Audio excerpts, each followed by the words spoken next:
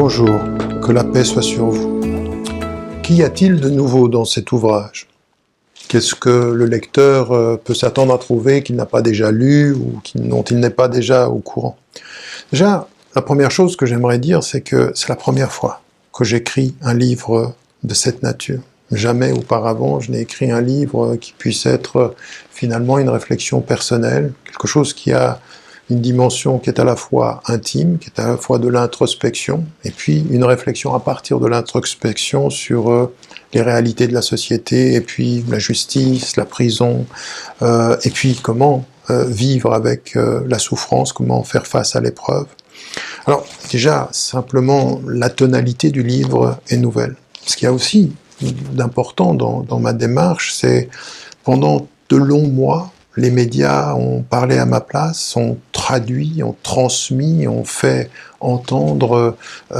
une voix ou ont relaté des faits qui n'ont pas été réunis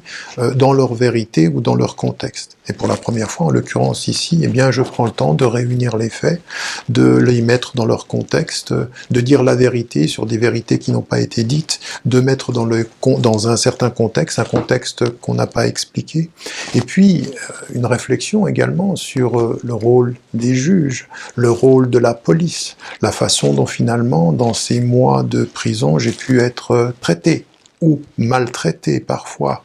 en étant malade par le personnel, les surveillants qui sont eux-mêmes soumis à la déshumanisation de la prison, le rapport avec le corps médical. Tout ceci, ce sont des faits, et ce sont des faits qui relatent une expérience intérieure.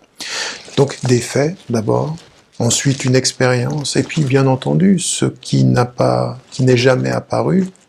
et dont en particulier en France on me donne rarement la possibilité d'exprimer, c'est toute la dimension spirituelle, c'est toute la dimension de l'enseignement, toute la dimension de l'universel, parce que c'est un livre qui part de l'expérience d'un musulman pour se finir par